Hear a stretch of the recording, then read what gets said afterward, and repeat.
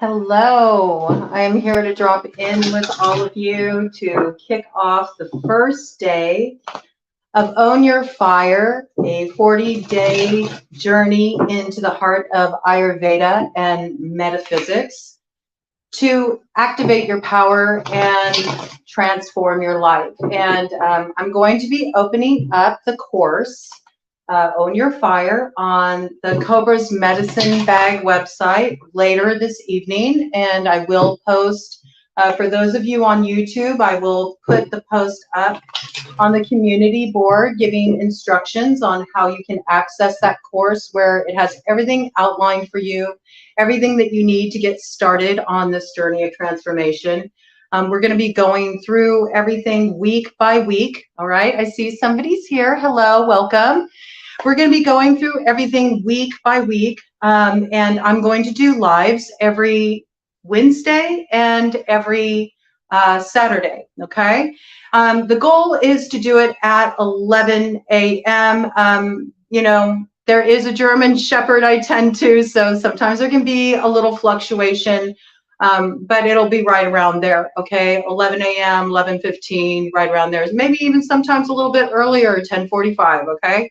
I'll do my best to keep you all updated, keep you aware of what's going on with any kinds of scheduling changes, but I'm a pretty like go with the flow kind of person. So as much as I have Pitta dosha as my dominant, I do have Vata secondary. So there is that aspect of just kind of like I go with the energy and how the energy is guiding me. And sometimes Ted needs a little bit more to rouse him. So but I'm here and we're going to get started. And what I'm doing today is basically just giving you a little introduction into what this journey is all about. It takes place over 6 weeks, and each week has a focus with like an action step plan that you can integrate what is covered in the lesson very easily in your life. This is approachable for anybody, okay? This is free to everybody. This is free to the public. So if you know somebody who could benefit from something like this, who's needing some support to transform their health, or maybe they're going through a time in their life where their confidence feels really rocked, they're having difficulty just sort of like feeling like they have the strength to turn things around, like this is for them, okay? We're building community here, and this has been a really positive experience. Our last round, when I opened up the Kapha course, the people that showed up to take part in that experience and brought their voices into the mix. Hello, welcome everybody. So appreciated everything that was brought in, and it was really cool because we built a sense of community together. Hello, Amanda, it's good to see you. I'm so glad you're in for another round. I'm really excited for this one because I feel like I so need it. And that's the thing, you know, I'm here as your Ayurvedic practitioner to guide you in this experience. This is something that I want to pay forward to all of you because I just want to give a little background for people that aren't familiar with my work. I am an Ayurvedic practitioner, and this is work that has been very close to my heart for a long time. I've been involved in the alternative health field, holistic health field for, gosh, it was over 26 years. And I finally had a real directional reroute, you know, just this past year, where I realized the work that I'm doing now with BroadCoven and everything that's going to spiral off from that, my writing projects, my production projects, more on that down the road. But everything that I'm building right now, that's really what is asking for my time and my attention. Well, I had all this body of work that I compiled from all of my experience working in the holistic healthcare field, including Ayurveda. And I put together these courses called the Dosha Discovery Series, okay? And it goes for each dosha. We just did Kapha in spring, which kicks everything off. Now today, summer solstice, Merry summer solstice to all of you. Merry Litha, I hope you're enjoying the longest day of the year. We have the most, you know, light to take advantage of today. So I thought it was a great time to launch this with the start of Pitta season, to build the light in our lives, to remind us that the times can be dark. You know, we can go through struggles, we can go through challenges. And I think collectively, we can all agree we're going through birthing pains. Life's a little strange these days, all right? But there's always light, even within the darkness. And we know that. We see that reflected in nature. You think about nighttime, there's still that that moon illuminating the sky. There's still that North Star that points the way, okay? So it's really time collectively as we move up to the Aries Point, which is coming up in July, real soon here, right around the corner, okay? It is so significant that we are in a space where we step into our power. And no, we may not be able to change the world, okay? We may not even be able to affect the people that we're having challenges with, right? We have to let people have their own free will to make the choices they need to make in harmony with their past. But what we can do is we can exercise our own individual power in empowering ways that contribute something of value to, you know, this let's call it an algorithm, okay? We know we're working within an algorithm. We know we're working within a matrix, all right? So why don't we stop feeling like we're so helpless with the sway of that? Why don't we start stepping into more of a place of accountability and thinking, well, how can I sort of like work this algorithm? How can I, you know, infuse a new kind of energy into the matrix and shift that grid, okay? Because we do have the ability to do that. We are all co-creators, okay? So this 40-day journey of transformation, it's really 42. It's, you know, it's 6 weeks as it's outlined in the course, but it's always a good idea before you start down any journey to have a couple days just to sort of like, you know, get your bearings, get your vision clear, get activated, get moving forward. Our first week of the course is always about dropping in, getting the lay of the land, and forming our action plan, okay? So I'm going to open up that course to all of you this evening. All of these lives will be on YouTube in the future, okay? I am doing this one on Facebook as well because I just wanted to really let people know what it's about. Some people might kind of just like gloss it over when they see it come up in my Facebook feed until they get a chance to drop in and find out what it's really about. And I really want this to reach as many people as possible because when I made my decision this year that, okay, my time working as a holistic healthcare practitioner has come to a close, but I want to pass on everything I learned because Ayurveda has been such an incredible gift for me. It healed me. It helped me transform my life on every level. And I so want other people to know that you have the power to transform your life. You have the power to change anything that you're facing right now. You do not need to struggle. You do not need to solely rely on Western medicine. I mean, naturally, with everything that I'm going to bring up here, please consult your physician, consult your healthcare practitioners, you know. I'm merely sharing this knowledge, sharing this information. Ayurveda means science of life, okay? So it's a very, very old science. It's the oldest form of medicine that's in existence, all right? Even Western medicine has its roots in what is presented in the Vedas. So it has value. This has stood the test of time. And naturally, you know, there's times when you do need Western medicine, and both have their value. And just from my own personal standpoint, and as I've worked as a practitioner, because I did work in tandem throughout my career as a holistic healthcare provider, in tandem with Western medical doctors, okay? So I've done work with cancer patients. I have done work alongside doctors. I've done work in physical therapy settings, all of that. I've done work on personal injury cases, okay? So I have a background in both, and I really believe in integrative medicine. I feel like that's where it's at. And the best thing about Ayurveda is that Ayurveda can help you get yourself in a place where you don't need to rely on Western medicine, because it's all about preventive care, and it's about understanding that how you show up for yourself in your own self-care, how you take care of your body, mind, and spirit, because Ayurveda is comprehensive. It's not just about looking at the physical. It's all interconnected, macrocosms reflected in microcosm. So this journey goes really deep, okay? And you know, if you focus on this and you get to know yourself, you get to know your own individual constitution, you get to understand how the elements that are in nature are reflected in you. And when you are able to recognize this, you know how to balance things out when there's imbalance. There's so much you can do, not only to turn your health around, but to turn your entire life around, right? Ayurveda is not a quick fix. Ayurveda is not about, putting a Band-Aid on things. Ayurveda doesn't work to treat the symptom. Ayurveda says, why is the symptom here?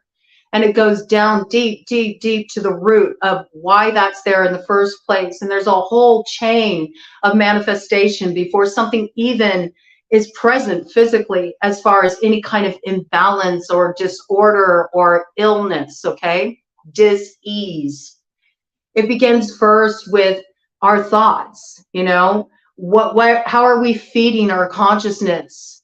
This has an effect. Everything's interconnected. It's all one energy, and this is how Ayurveda views it. Macrocosm is reflected in microcosm. Whatever you see out there in the world, out there in nature, is also inherent within you. So it starts with our thoughts. Then it starts with what we're feeding with our visions, okay? Then it begins with, how we're fueling it with our emotions, and where are we at emotionally? Do we process our emotions? Do we hold space for our emotions? Are we communicating our emotions? Are we working through our emotions in constructive ways? Okay, all of this has an effect. Repressed emotions create a state of dis-ease. They create an internal pressurized environment. And then it, of course, goes down that chain of manifestation into eventually presenting itself physically. It's 12:12 on the clock when I went into that. So double 3 energy, mind, body, spirit. All right. 3 and 3 is 6. 6 is all about healing. It's about integrating mind, body, spirit, coming into a place of wholeness.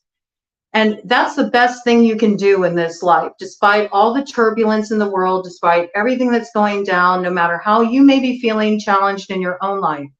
If you can show up and be really present in this experience, you're going to be in your point power. And if you can do so from a place where you feel grounded, you feel clear mentally, you feel like you're in your place of emotional authenticity. You have no issue communicating what you're feeling effectively. There's no limit to what you can do, especially once you get that body on board, all right, and you move things into action. And so that's what this is about, okay? This is about taking action.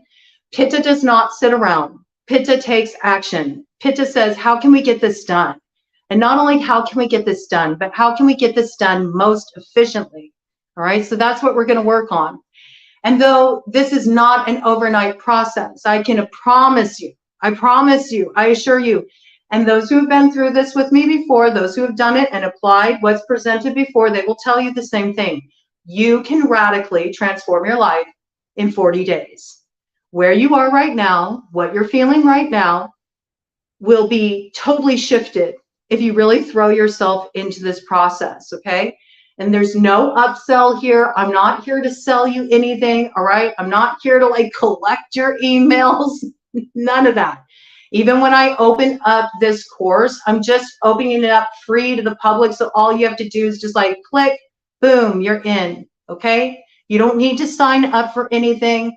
This is sincerely just my desire to pay honor to the roots of Ayurveda, which at its heart, Ayurveda is about seva, okay? It's about service. It's about paying it forward. It's about understanding that we are all interconnected, that there's an interrelation in life. And so it's so important that we're mindful of this and that we don't move through life with this I consciousness, that we understand that everything we do has a ripple effect and it affects the greater whole. So by you showing up and being willing to do this, and thank you to all of you who are tuning in, dropping in, this will remain up as a replay, okay? So you can drop in with it whenever you want.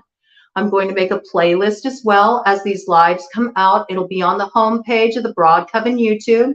If you have yet to subscribe at BroadCoven and you want to go along for this ride, or you're just curious what it's all about, I really encourage you to do so, okay? It's free, and this support is free, and it's a beautiful way to enter that mindset of interrelation, interconnectedness, and, enter that giving and receiving flow, which always encourages abundance in our life. So it helps the channel. It gets the message out to more people. Please share this as well. I want it to reach as many people as possible because this is something that can really affect powerful change in the world, and I want people to feel empowered. I see so much unrest and so much stress, and people feel so lost and confused, and this can really be an anchoring point. So the more people it can reach, the better, all right? I also wanted to let you know that there will be 2 more courses that I will be opening up for free that will come later. When we hit fall equinox, I'll be opening up the Vata course, which is the final one in the Dosha Discovery series.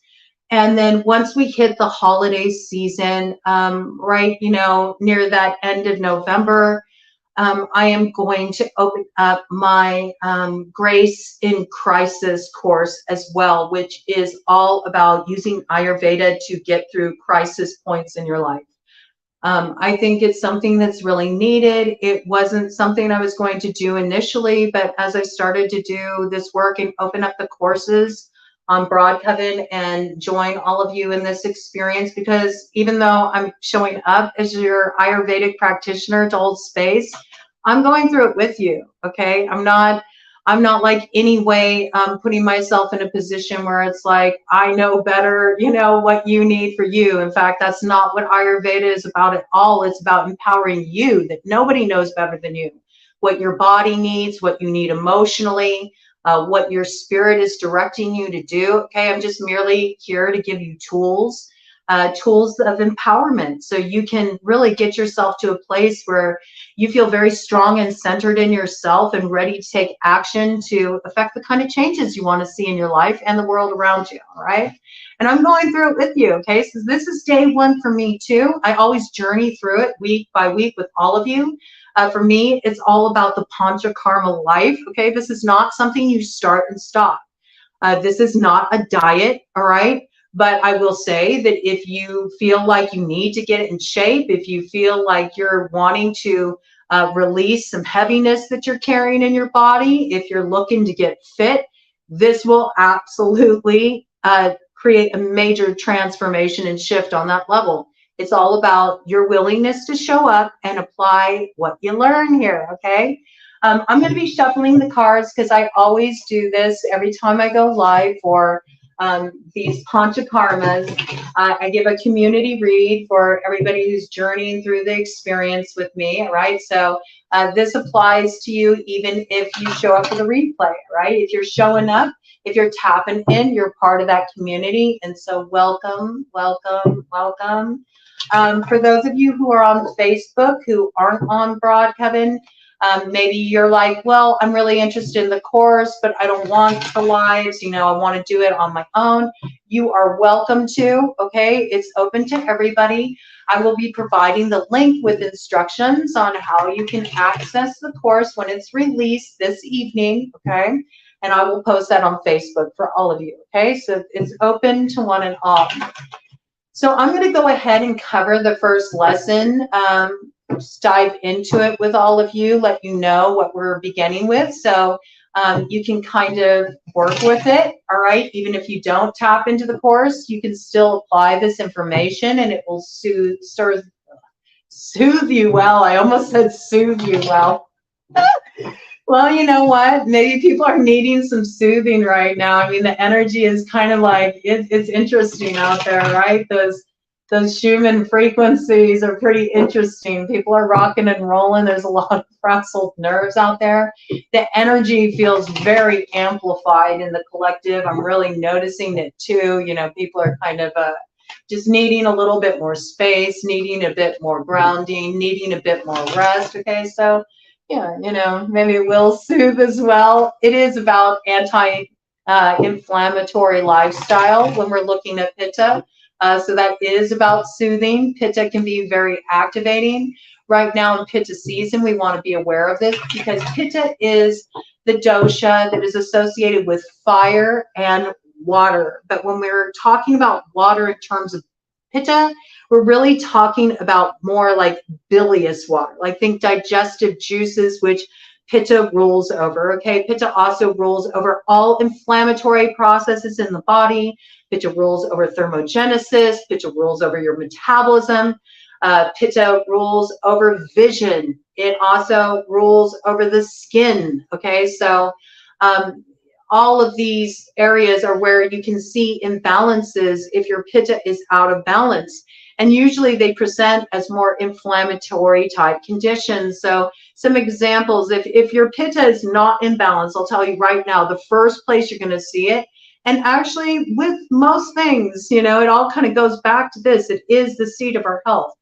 You're going to know if your Pitta is out of balance if you've been having digestive issues, okay?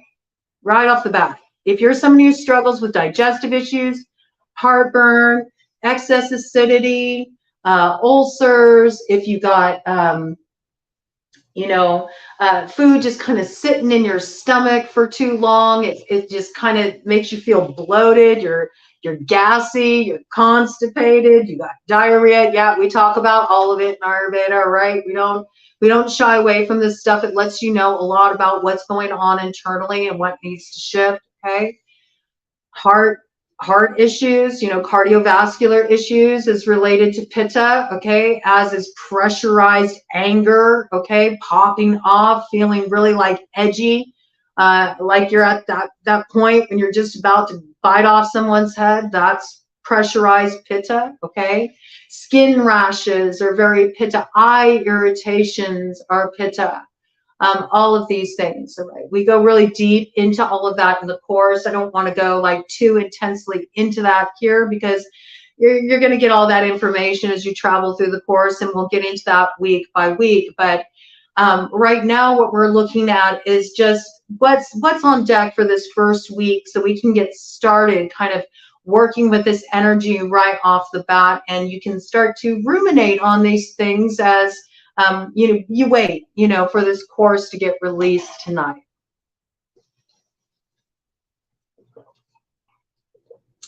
All right, so the first thing we're doing this week is we are going to draw up a mission statement. So this mission statement is sort of an exercise in getting real with yourself. It's about taking your head out of the sand. It's about looking at things matter-of-factly, seeing where you're at, what's really going on, and what needs to be done, all right?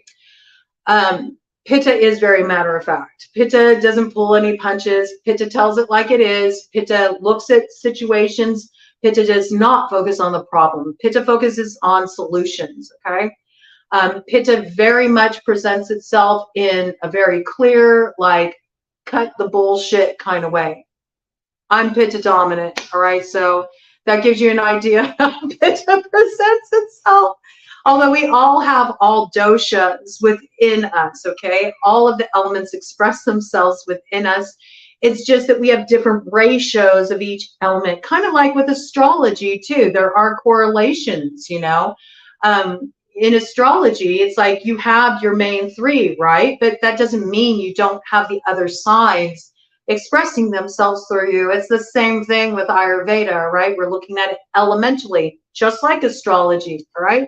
And there actually is a form of astrology that is associated with Ayurveda, and that's Vedic astrology, which is something that I really want to get into more down the road. And ironically, that might be kind of the direction my Ayurvedic work takes in the future, especially here at BroadCoven, because I want to really focus a lot more on astrology. It's just such a tool of transformation when you really understand yourself.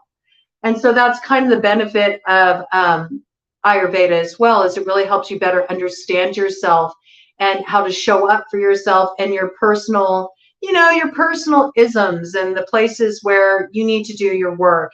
Every dosha has its pluses, it has its gifts, it has its strengths. Every dosha also has its like penalty box, all right, where it can really go out of balance. And so we look at all these things, and you're going to really develop a lifestyle plan that will serve you for the rest of your life. And we flow seasonally, okay, with Ayurveda. So since it's Pitta season, we don't put as much focus on Vata. We don't put as much focus on Kapha, though they're always still there. They can still go out of balance in the summertime and Pitta season, okay?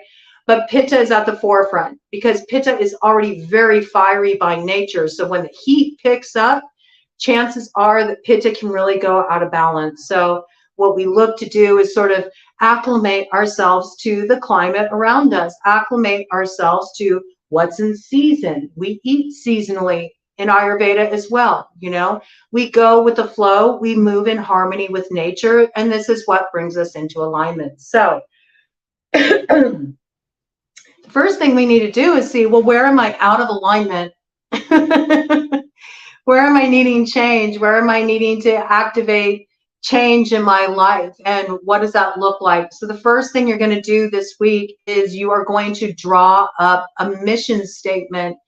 And I really encourage you, it's summer solstice, okay? So we got the most light to work with today. So I really encourage you to let this light illuminate that for you. And it's a great day to set an intention like this about what your mission statement is, what you want to activate. With this mission statement, it's so important that you address certain key questions, all right? And so I'm going to present these here for you, and you can jot them down. You know, if you want, you might want to grab a pen and a piece of paper so you can take some notes. But this will also be in your course, and these actual questions are outlined in the course too, so you'll be able to see them there for you, and you can apply them as you need to.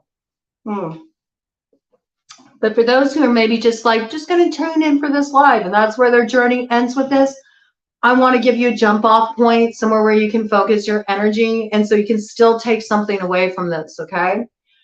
It's all up to you, all right? It's being presented to you. What you make of it is up to you. It's your experience, and any step you take in this regard toward transformation is a big step, and it does make a difference. So I hope no matter where you're at or how you apply this, you know, sometimes people, especially with Pitta, because Pitta is very much about, they can fall into patterns of perfectionism or, you know, just pushing it too hard, like going for overachievement, you know, and at the point of like burning themselves out or being really critical of themselves when they don't hit the mark. So I want to bring in this piece that the best thing for Pitta is moderation, which I think is a challenge for all of us, right? We all struggle with moderation. We tend to be sort of all or nothing.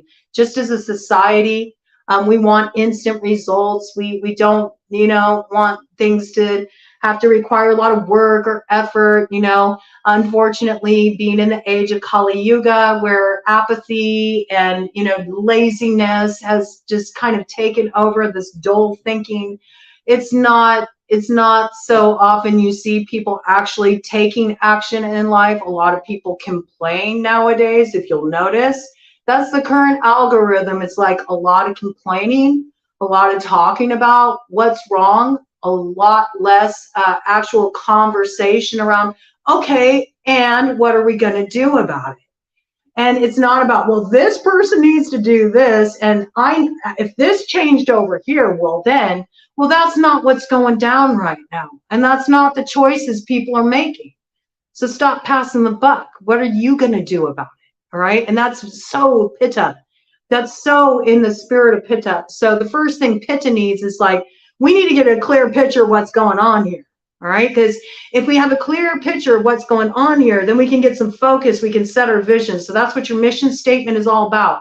And I don't want you to just say it in your head. I want you to write it down, put it somewhere where you're going to constantly see it. Look at it every day, look at it. I encourage you to look at it first thing in the morning when you wake up. You might want to even keep it by your bedside, just so when you wake up, first thing, when you open your eyes, you read your mission statement. It reminds you to stay on task. It reminds you to stay focused, okay? And with the energy being so wild as it is right now, it's just going to continue, okay? People are wondering, when is it going to calm down? It's not. It's only going to continue to amplify. That is the astrology right now. That is what we're experiencing as we're coming to this crescendo, the age of the Kali Yuga, okay? We still got a couple more years to go in this action before things start to like level out a little bit, if we get it right. That's the whole key. It requires our action. It requires our participation. That's why this work is so important right now, okay? So the first question you're going to ask yourself, on your mission statement and write it down. What is drawing you to sign on for this experience? In other words, where are you feeling that there's something out of balance or lacking in your life? And that's your motivating point, right? What in your life is asking for change? Okay? Where is that change needed? If there were no limits, if nothing was holding you back, if you had no obstacles in your way, what would you transform? All right? Where do you hope to be by the end of this experience? If you could have your ideal outcome, all right, 40 days from now, what will have shifted in your life? What would that look like? How would it feel? And in what ways will it better you and enhance your life? All right, so get really clear on all of these points. You really want to build an image of what it would feel like to step into this.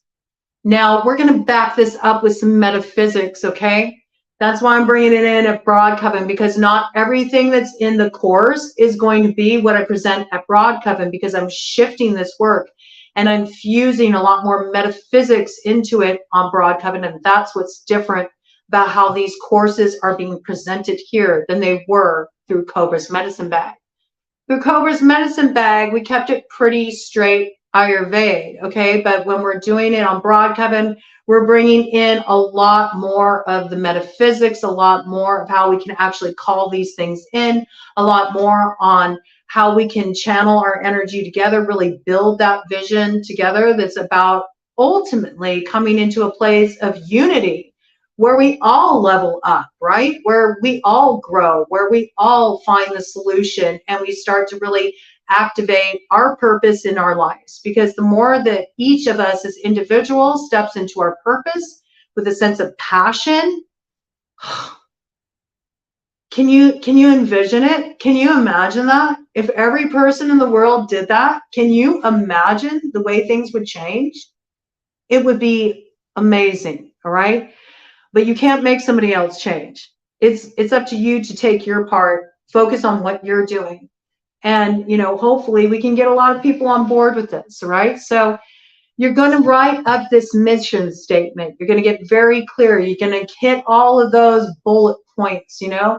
You're really going to understand, why am I wanting to do this? What is it about? Where am I feeling like things are just off kilter in my life? Where am I not feeling fulfilled? Where is it not working anymore, not good enough, and I need things to change, you know? And how can I change that for myself? And if I am able to do that, what does it look like? What does it feel like? And every day when you wake up, first thing, you're going to look at this mission statement. And when you get to the point where you talk about in your mission statement how it'll feel, you know, what that would look like, just take a couple minutes to close your eyes and really see it and build the feeling in your body and envision it. So you're really starting to grok that energy, take it in, channel that energy. Because remember, manifestation doesn't begin with action. It doesn't. Action is like the fire aspect of the manifestation cycle. Manifestation first begins in the Vata element, okay, in ether, air. Inspiration is drawn down. We breathe it in, prana, okay, the life force energy, the breath, the air, all right? Also, to breathe, the archaic definition of breathing is to inspire. So you're drawing down the energy from the ether. You're taking it in through the prana. And this is what gives inspiration. I got an idea. This is what I want to see happen in my life. This is what I want to call in. Okay, well, what comes next? Next comes the vision, all right?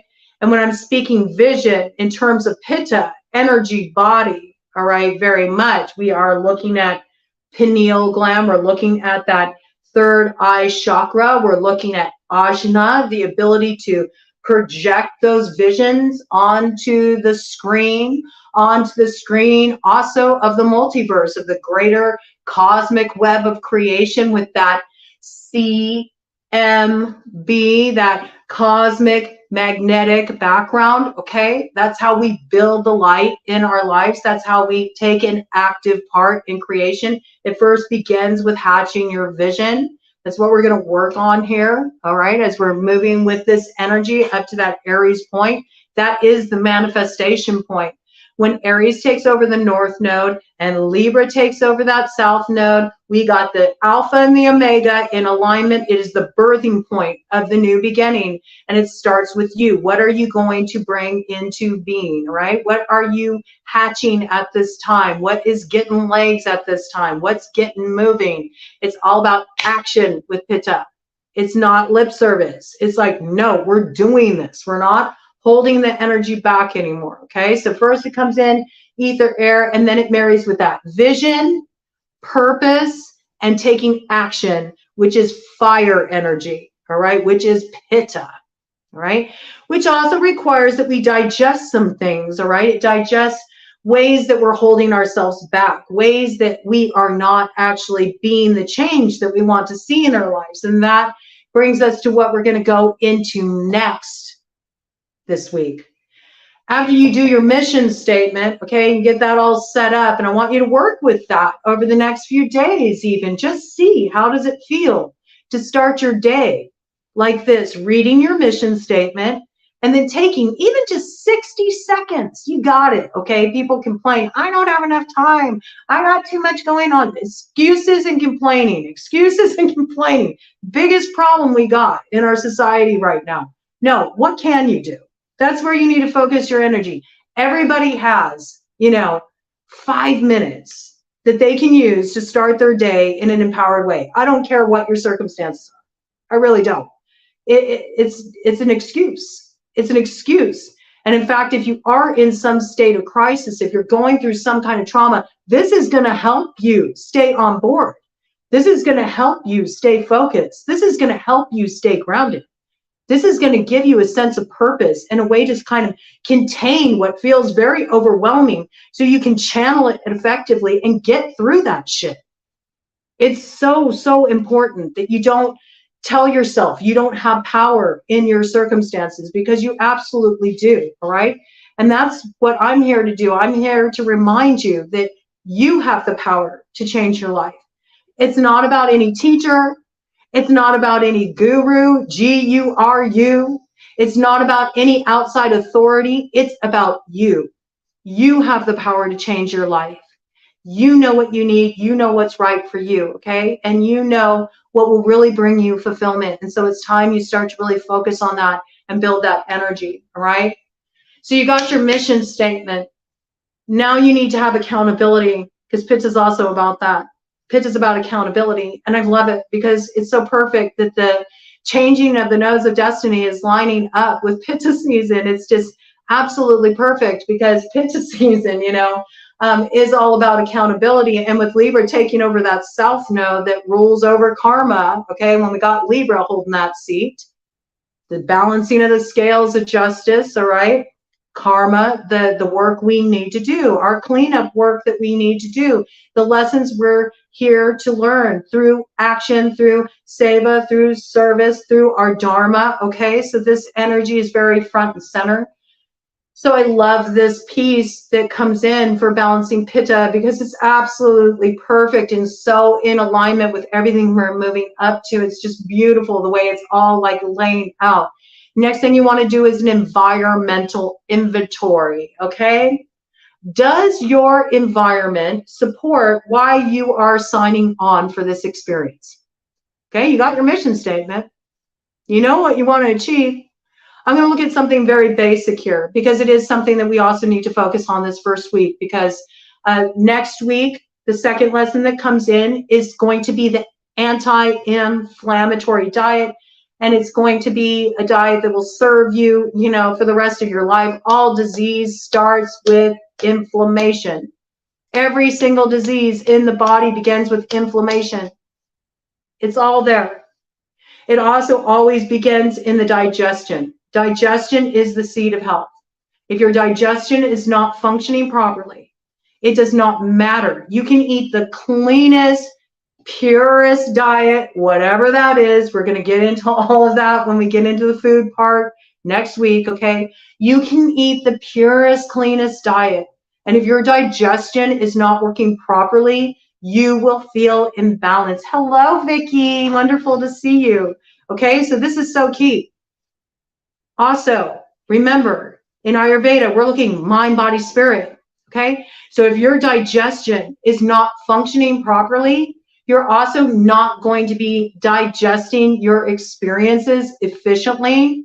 You're going to have a bunch of old stuff you're dragging along behind you like the bag lady, okay? You're going to have a toxic load of emotions that are stuff that you should have already processed and released. You're going to have a mind that's congested with things that are just constantly rattling around in there because you're actually not taking that information and putting it into action, or you're not expressing it. You know, anytime you're too much in your head and you're feeling confused, that is a clear sign that you need to move into Pitta energy. You're feeling confused because you're not meant to stay locked up in the upper channels, okay? Remember, there's a whole chain of manifestation. To move into this flow of abundance, to move into this flow of manifestation, you have to move in harmony with the natural cycle. We're a reflection of nature, okay? There's no separation. You don't get to rewrite the book on how nature functions. So if you're just sitting here ruminating on things, stressing things out, trying to figure it out, you're plotting, you know, you're just like so caught up in your thoughts, and yet nothing's happening. And your life is spiraling out of control. Everything's a mess. Your relationships are fragmented. And it's because you're not moving to the next step, which is activation, which is Pitta. Like, okay, we have the thoughts. Now that thought needs a channel. It needs somewhere to go, okay? It needs a vision, all right? It needs to build a clear vision. It needs to find a sense of purpose, and it needs to take action, all right? So if you're feeling really confused at this point in your life, you're feeling really in your head, you're feeling stuck, the best thing you can do is get moving.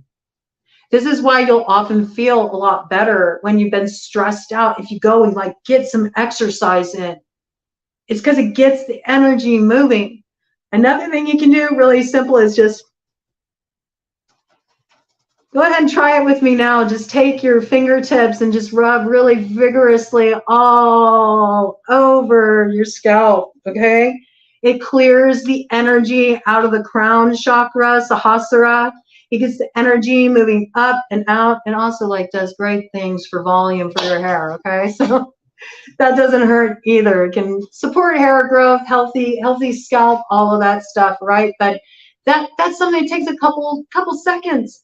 And if you notice, can you notice how you feel right now? If you did that alongside me, you're probably feeling like, oh, you know, my consciousness feels a little bit of expansion there. I got a little bit more breathing room. It doesn't feel like everything is just like so pressurized, okay? So this is very important, all right?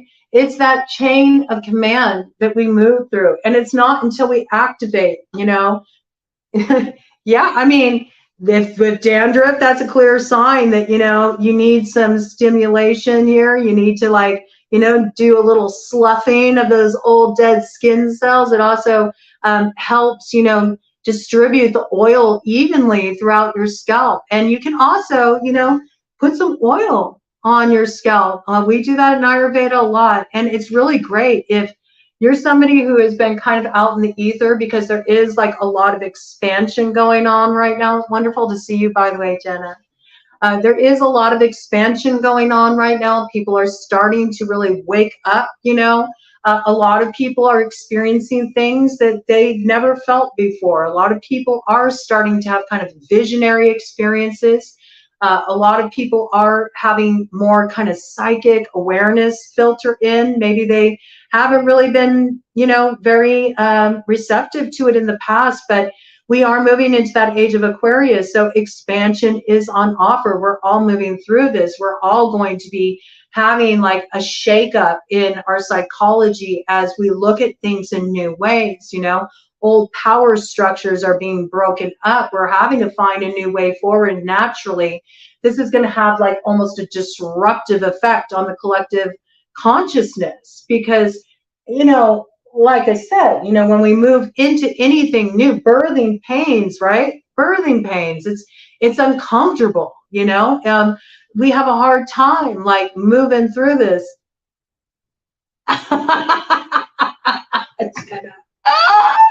Well, I'm glad you're here, Jenna. I'm glad you're here. I support your rogue behavior. Jenna's checking this out on the down low. She's at work, but she's on the down low right now. That's, you know, that's a little bit of your you know, your little Vata nature coming through there, Miss Jenna. Yeah, so it's funny. It's funny that you know, we just automatically think like, oh, you know, nothing's showing up in my life, and we try to keep dealing with it on the physical, but it's like the change, the alchemy happens when we really look at all of those pieces, because that is the chain of manifestation. All right, so the final step, when you actually see things manifest and you're like, whoa, I had that goal and I nailed it, and now I'm living in a reality that I once just dreamed of, and it's here, I did it, it's happening. That's when you're in Kapha. Okay, Kapha is all about, you know, water and earth. And if you want to know about these doshas, we already did the Kapha 40-day journey of transformation Panchakarma on BroadCoven. You can look at that Aries Point playlist we got going on there. That was our first road opener. You know, we're going to need to go through many rounds of opening this road. So you can check out that playlist. It's all there. Also, please do feel free to check out last year's playlist for Own Your Fire, which I brought in last year. There's a lot there that you can look through and watch in tandem, and there's 40 days of videos there, so you have something you can tune into every single day if you just want support outside of the lives. And I encourage you to comment, all right, because the people that have been going through this experience, they're super supportive of one another. We all hold a respectful space around what we bring in, and I'm very much on top of ensuring that space is held. So I don't tolerate any BS. You know, anybody who brings anything inappropriate into the experience or disrespectful to the space, we get rid of it right off the bat, okay?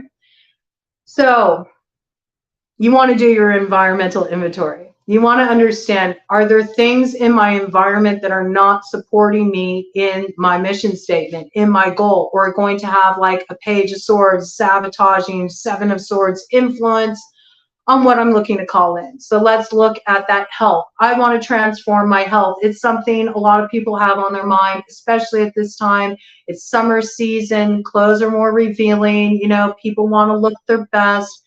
So a lot of people are focused on getting in shape. A lot of people are focused on wanting to, you know, drop the heaviness. Okay, so let's look here. Let's say that that's your goal. Let's say you're like, you know what? I really want to get fit. I want to get in shape. I want to turn this body around.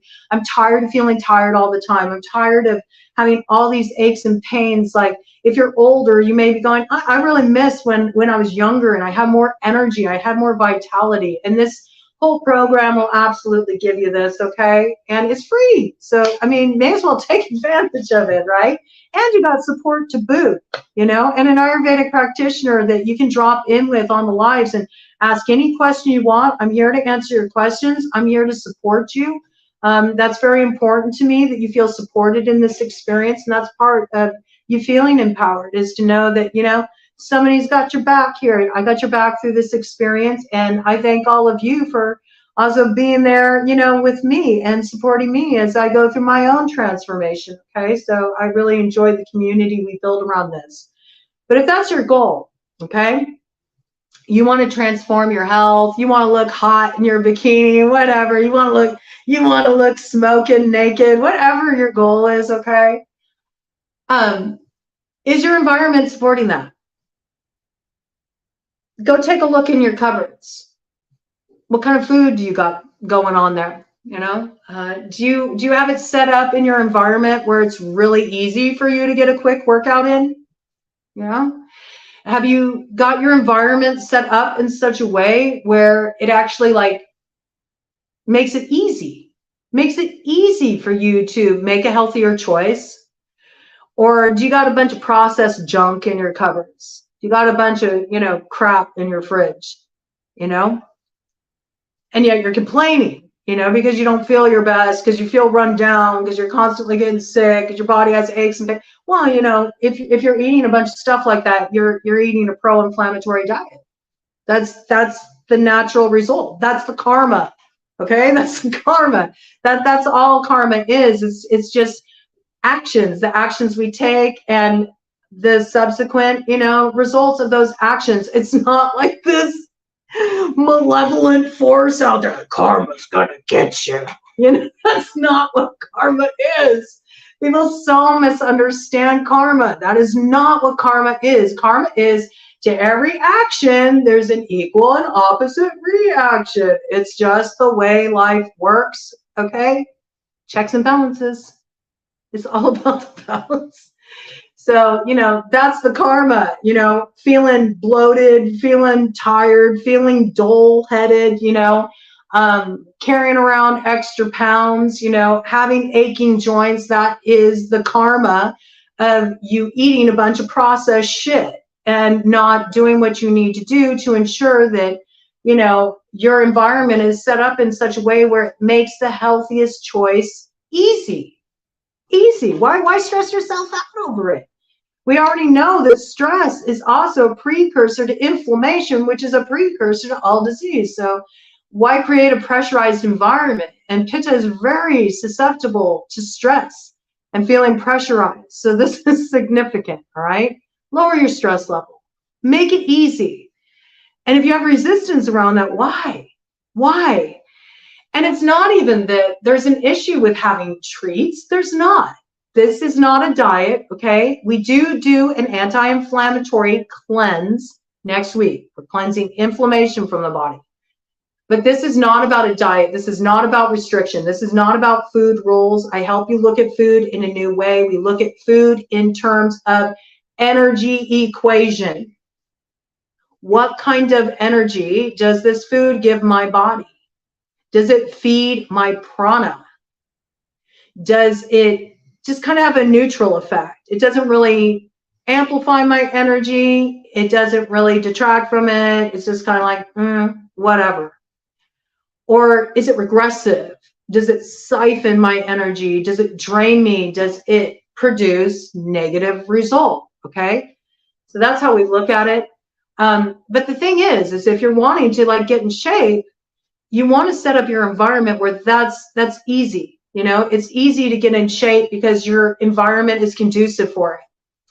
And, you know, a lot of times it's better if you're not going and bringing like big old bags of chips, which Pitta loves chips. It's one of Pitta's Achilles heels, okay, as is alcohol, as is any kind of indulgent, really indulgent, luxurious, because Pitta likes to spoil itself. That's like Pitta out of balance. Pitta says, I work really hard. I do a lot, so I deserve to treat myself.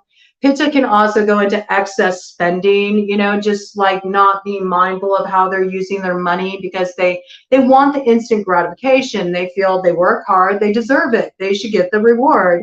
And so sometimes they do that with food. They like to, you know, they like to have fun. They can party a bit. These are all Pitta qualities. And it's important to note at this point that as a whole, Western civilization is very Pitta. Okay, we got that whole competitive, go, more is better, you know, push, you know, overachievement, you know, and it's about really, yeah. Hey, calling myself out too, you know, calling myself out too. We're all subject to it, you know, we're all subject to that. We're all subject to going out of balance, right? And that's what's so hard, right? Moderation. Who practices moderation in our society? Moderation is really difficult. No, it's much easier to go, oh, I'm gonna get in shape. I'm gonna go on this diet. I'm getting rid of all sugar. I'm getting rid of all dairy. I'm getting rid of all this, all that. I'm gonna exercise, and you put yourself on this ridiculous regimen, and it doesn't work. And then you wonder why it doesn't work, and it backfires, and it's not able to be maintained. It doesn't work because it's just not natural. There's a balance to life. There's a balance to life. There's a balance in nature, and nature expresses itself in you. So you can't go hard all the time. And if you restrict yourself too much, you're going to feel very, very deprived. And then you're going to rebel, and you're going to get a case of what I call the fuck it's. Okay? Fuck it. You know, you're going to rebel, and eventually you're going to go, you know, it's a hot day and I really want an ice cream cone, you know? So you go out and you get that ice cream, but then because you made all these rules and you have all these restrictions around your eating, and it just has to be so perfect. Remember, Pitta can go very much like into this obsessive, like it has to be perfect. Diet culture is very Pitta. It has to be perfect. I can never have a treat, all right? This is not about that. Right? It's about learning how to be moderate, learning how to allow yourself to have indulgences from time to time. But the heart, the core of how you feed yourself is focused on what really amplifies your energy, what increases your vitality, what makes you feel your best. And so we don't go by rules in Ayurveda. Ayurveda is not a diet, and Western culture has made it a diet. You'll see all these, you know, books on Ayurveda and Western culture is like, yes foods, no foods. No, that is not Ayurveda. Ayurveda is very much an intuitive approach. It's being mindful that every body is different. Every body has different needs. What works for one body does not work for all bodies, all right? You may think wheatgrass is the end all, be all. It is the elixir of health. To another person like me, it will give them indigestion. It'll make them feel sick to their stomach. They'll be burping for hours on end, and it don't matter the type of wheatgrass. It's just not in harmony with my particular physiology, all right?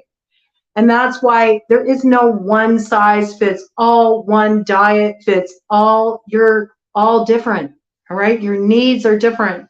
Also, if you're having any kinds of medical conditions that you're dealing with at this time, you may have different needs as well. You know, sometimes we need to address things on that level if there's imbalance, all right? But getting into this place of rigidity is what causes backlash. So let's say, you know, just using that example, it's a hot day, you've been on a really like micro diet, you're like weighing and measuring your food, you're minding every calorie, you're you know, really just avoiding all kinds of foods. You're heading almost into an orthorexia mindset. It is a thing. It is an eating disorder. You should look it up. We'll go into that stuff down the road, okay? We're not getting into that today. That's a whole rabbit hole in and of itself, all right? But you're really like, you're so focused on all these specifics with your diet, okay? So you go out, it's a hot summer day, you're like, ooh, I want to have an ice cream, which, by the way, ice cream is actually a Pitta balancing food in moderation, okay? In moderation. You have your ice cream, and then you feel guilty. You feel guilty because you're like, well, it's not perfect. I just blew my diet. I cheated. I hate that language around, you know, around having indulgences. It's much better to say indulgence, you know, like, oh, I indulged, you know, I treated myself rather than I cheated. You didn't cheat. It's natural. It's natural to enjoy sweet taste, or, you know, to allow yourself to have an indulgence from time to time. It's about being moderate with it, okay? Moderate. And it's interesting, if you talk to people that never had any issues with food, never had any, you know, body image issues, never had any imbalances in terms of, you know, their body composition, you have a conversation with them, they have treats, they don't stress out about it, they're not like beating themselves up for it, they have their treat, they move on. They're moderate, all right? But because we have this sense of restriction around restriction is required to get in shape, to get fit, then you move into this place where you're like, I blew it. And then you get a case of what I call the fuck it's. Well, I already blew it, so I may as well just go to town. Let's just, let's just eat all the chips. Let's get every flavor of Doritos. Let's really have it out. Let's go on a bender. And then, you end up right back where you started. You feel apathetic. You gained your weight back, maybe even then some. Also, your self-esteem took a blow. You have less trust in yourself, because you didn't follow through on what you said you were going to do. People really underestimate the impact that has. How when you tell yourself you're going to do something, you tell yourself you're going to go for a goal, and then you fall short, you keep falling short, you keep falling through. People forget how greatly that impacts the self-esteem. And, one way to resolve that is with moderation, to accept that I'm human and sometimes I'm going to have a treat. Well, where can you find the balancing point though, right? Where can you find the moderation point between knowing that you need to focus more on nutrition and the foods that really make you feel your best, and being mindful of health, because health is essential. It's important. Health is wealth. If you don't got your health, you ain't got nothing, okay? So this is not a free for all either. It's about accountability. It's being mindful of how things are affecting you, okay? But you also need to have pleasure in life. Pleasure is so important, right? So this is about maybe making it so if you do bring sweets in the house, all right? Or if you do bring chips in the house or something along those lines, you bring it in like single serving portions. Start teaching yourself moderation. You can have the chips in the house. You have grab bags of chips, okay? You can have, that cake. Go out and, buy a slice of cake. You can get a slice of cake at the store and bring it home. Or better yet, go out and treat yourself, at a restaurant. Sit down, have dessert.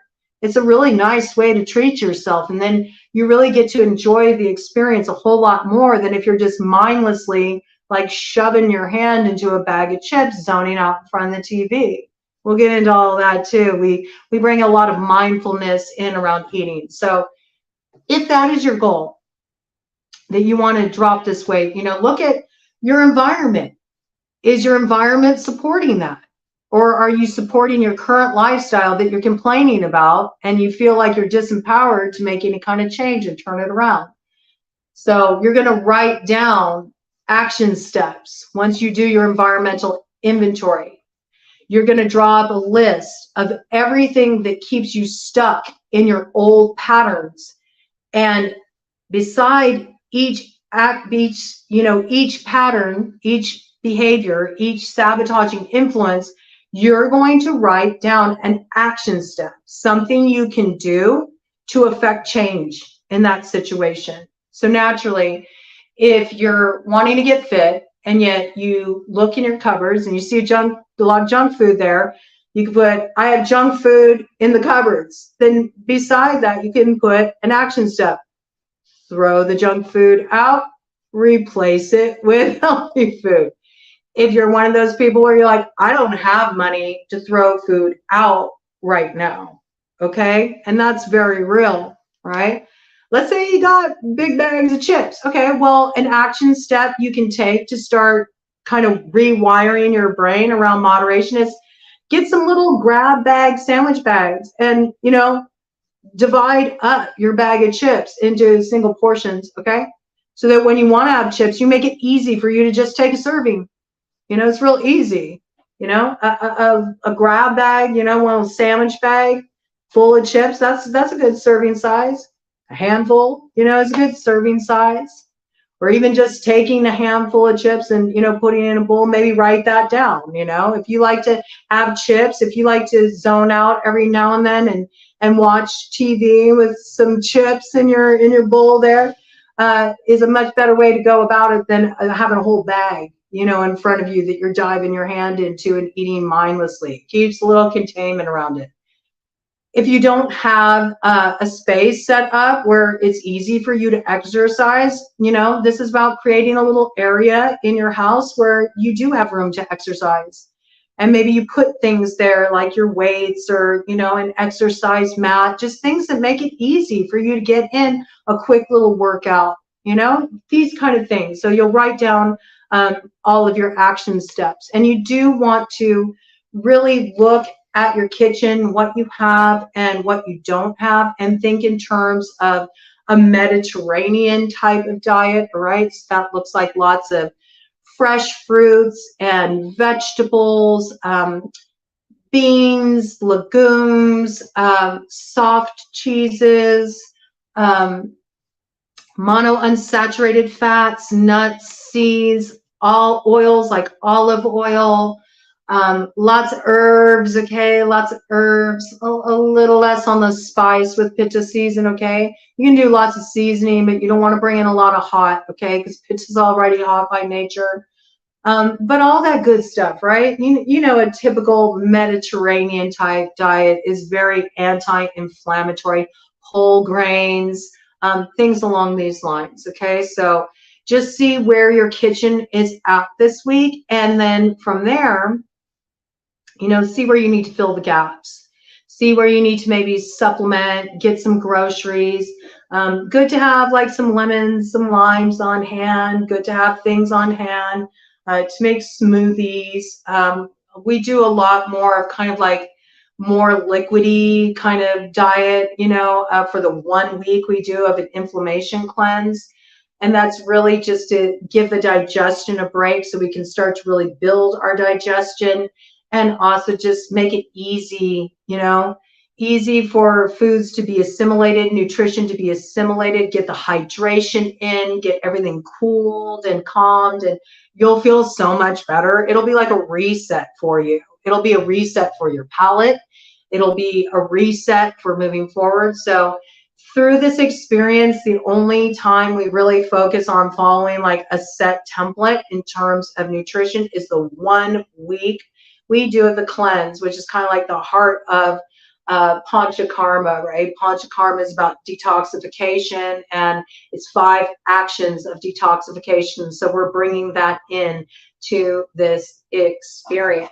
So I want to do a little collective read for us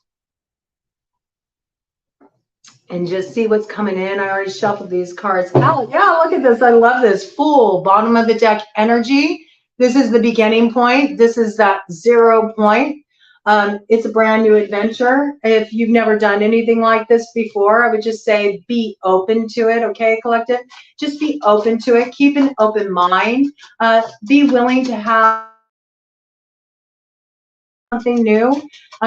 It's okay to be a beginner, all right? And you don't have to get it perfect. Just show up.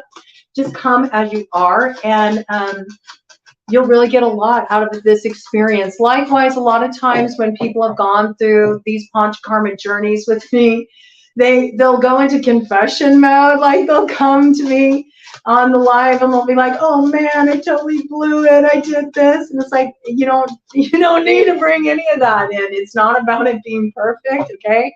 Just bring the best you can to the table. And when you do find, yourself falling into old patterns, like be compassionate towards yourself and have a look at it, understand it, where did that come from? What's going on there? There's something to look at. And we do present tools for working through that. All right. I love it.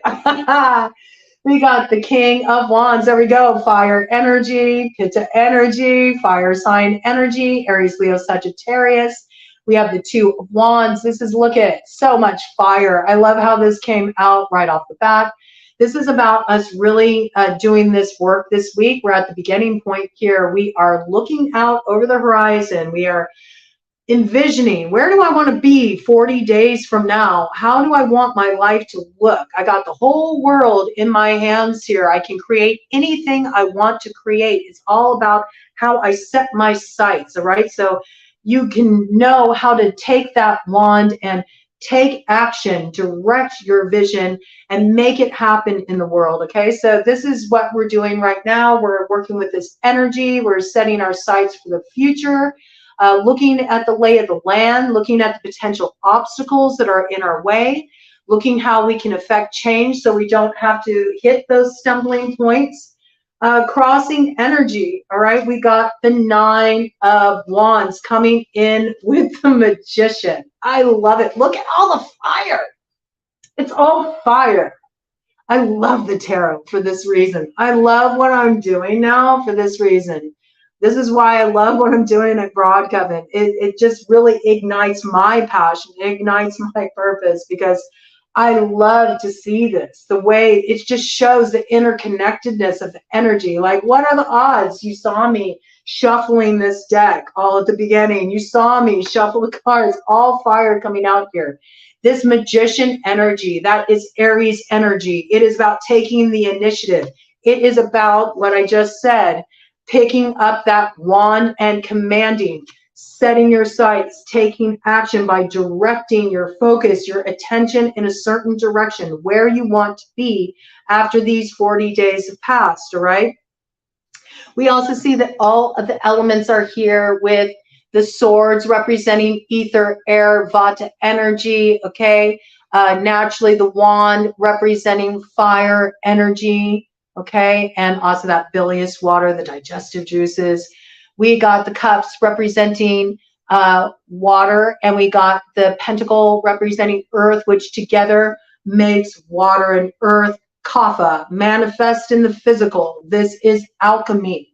This is what you are going to learn. This particular course that you will move through, this Pancha Karma you will move through, this is a journey into alchemy. You will be learning alchemy. That's what it's all about. It's about how to change within so you can manifest without in the world around you, all right? How you can affect change in the world. This is also symbolizing what we're moving up to in July when Aries takes over that north node. This is that alpha omega point with Libra in the south node. It's the balancing point. Look at that infinity symbol there. If you turn that on its side, it's an 8. 8 symbolizes power. 8 symbolizes manifestation.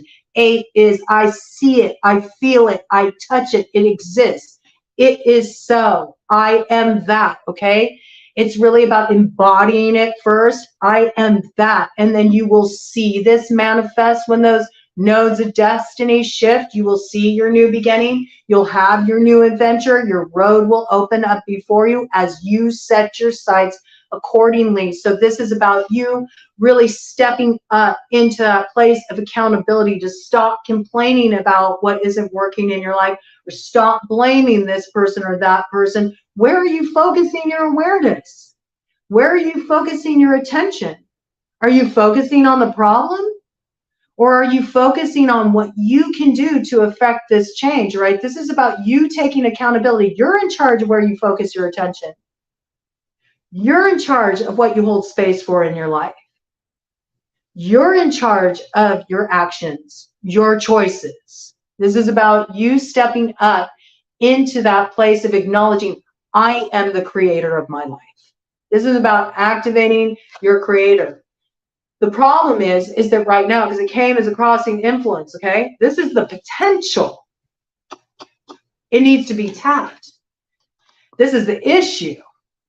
Look at y'all. I'm tired, boss. I'm tired, boss.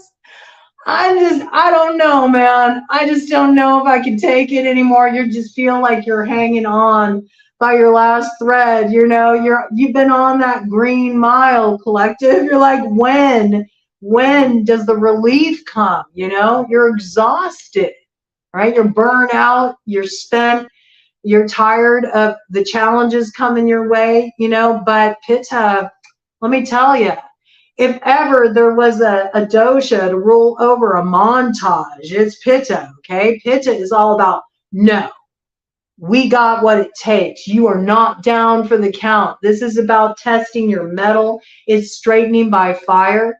The reason why you are worn out, the reason why you feel disempowered, the reason why you're in this place of defensiveness, which, by the way, if I'm like this, am I going to receive anything? Can anything come in if I'm like this? No. You're not even in a space of receptivity, and you're wondering why nothing's happened, why everything's blocked. You're blocked. You're blocked. You got to let down your guard. The reason why you feel like this is you're giving away your power and your energy to outside authorities. You made some person's drama, some person's beef, some person's judgments, this situation over here, my work, this, that, the other. Oh, it's all outside of myself. This is what the problem is. And that's where you're focusing all your time and your energy. And it's making you feel defensive. It's making you feel contracted. You're not moving into expansion because you actually think that these things have power over you and that you do not have the ability to step into the creator and affect change in your life. You're lying to yourself. You're using excuses and you're playing the blame game. We're all subject to it at times, okay? When I'm talking to you and I say you, I'm meaning me too, we, all right? It's one energy, man. We all have a tendency to go to this place. We all feel like this. We all feel tired. We all feel guarded. We're all wondering, how much more, man? I can't take it anymore. There's been too much. There's been too much instability over the past few years. Ever since 2020, we've been rocking and rolling. It just hasn't stopped. When do I get a break, man? When does it get easy? The way is wanting to open up, okay? The way is wanting to open up, but we have to first open the way within us, all right? Look at us. Bottom of the deck energy, 4 of Pentacles. Nope, nope, nope. You will not pass. And yet this is what you want. This is what you want. You're holding that Ace of Pentacles. You want your new beginning. You want to see it manifest. Where's my new beginning? Where is it? It's not here. And you're just, look at you, just blocking the heart center. You're closed off. You're intractable. You're stubborn. You won't move from this position.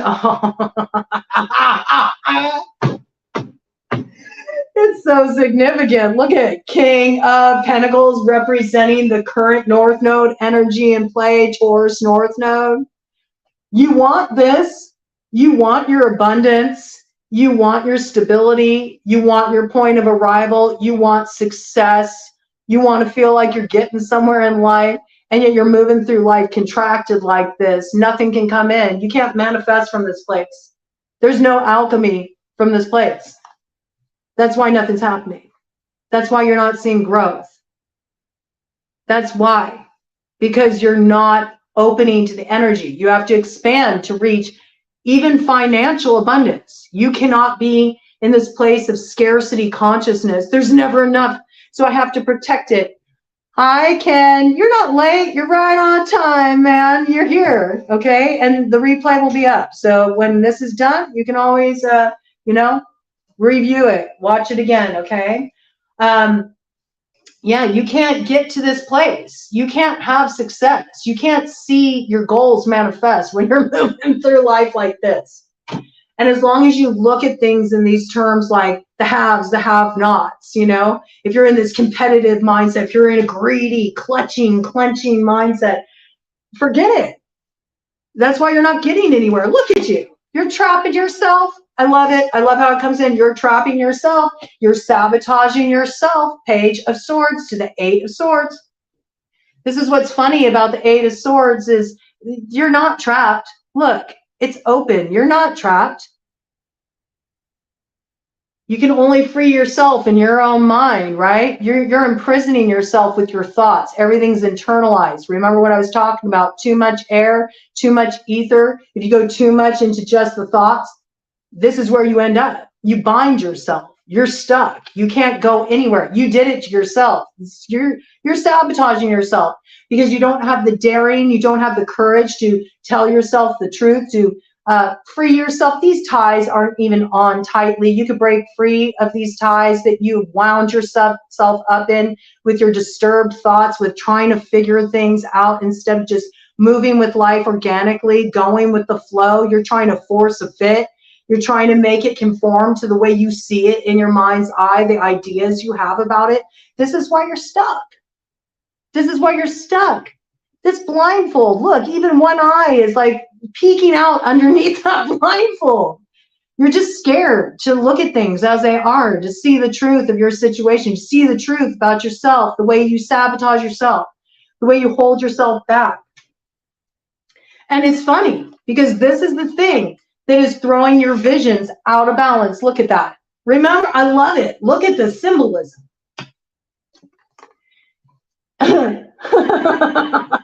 You have this magician. Look, you got that infinity symbol, totally in balance. Well, here you are with your juggling act.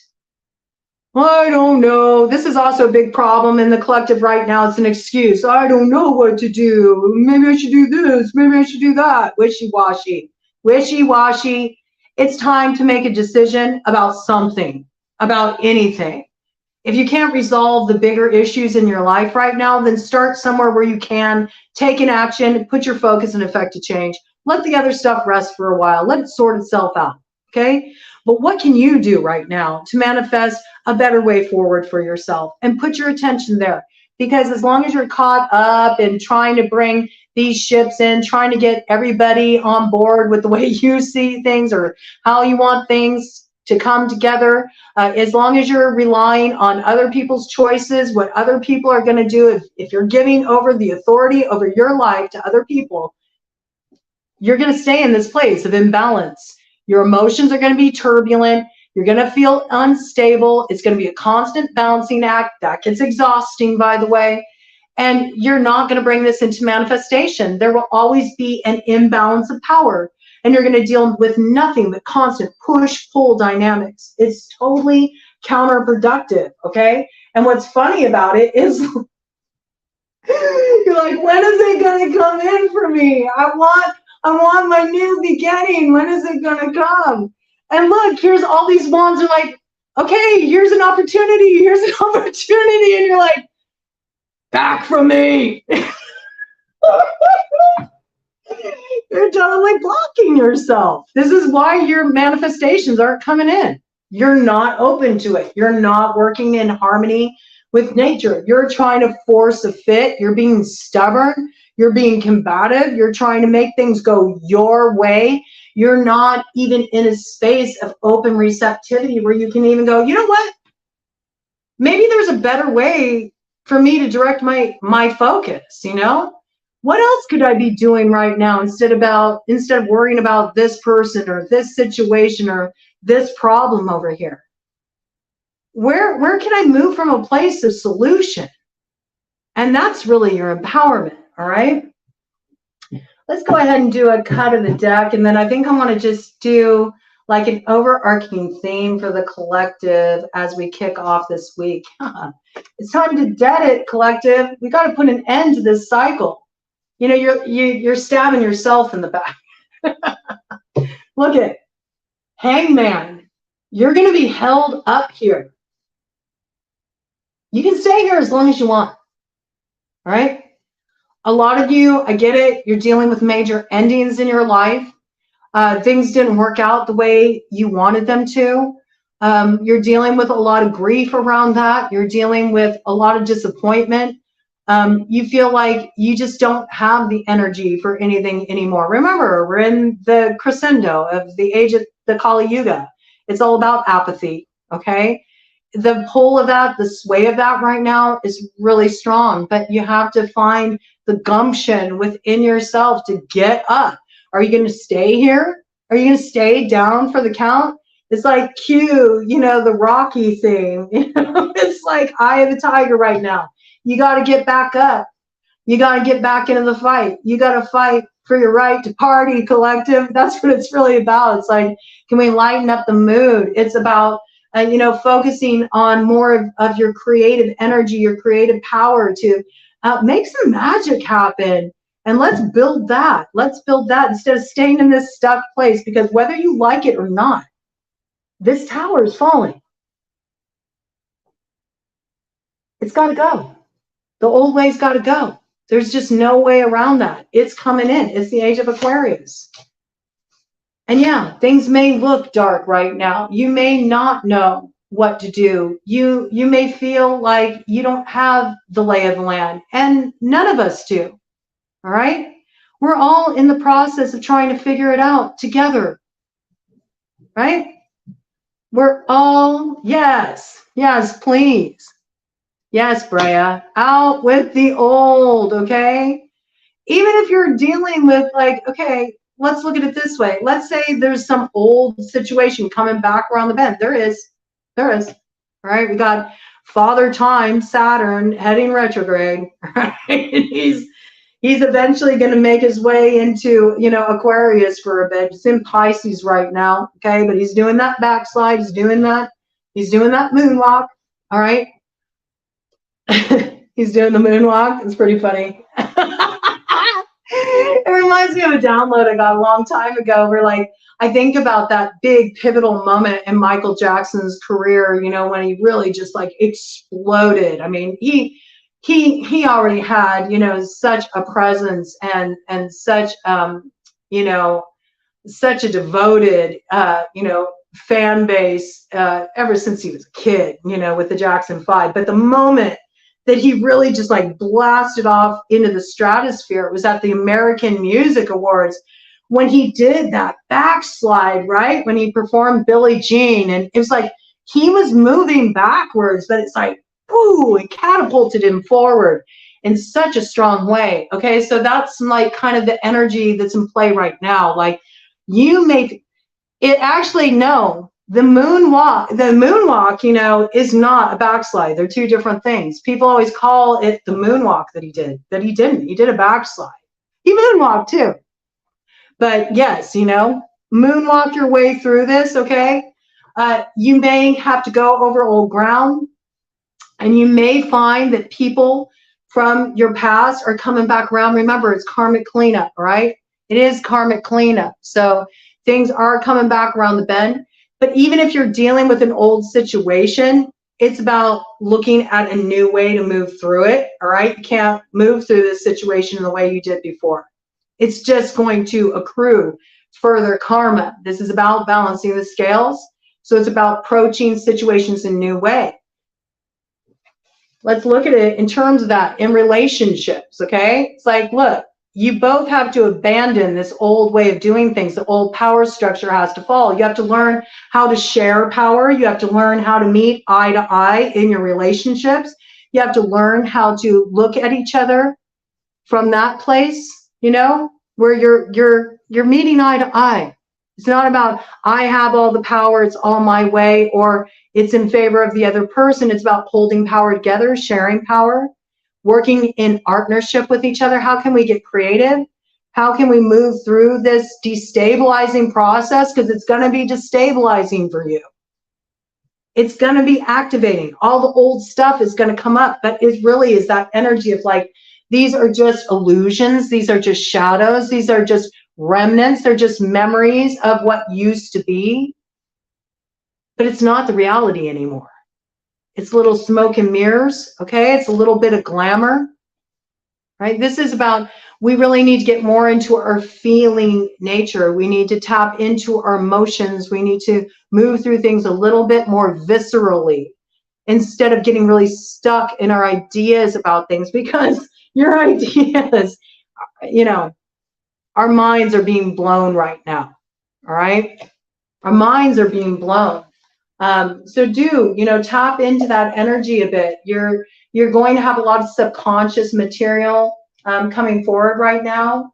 And it's about still, even within the darkness, you know, there is the light, there's the moon. And even, do you see the sun in the background?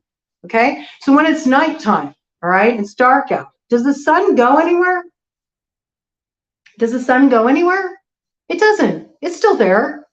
It's just, you know, doing its thing. It's just orbiting. And so we can't currently see it.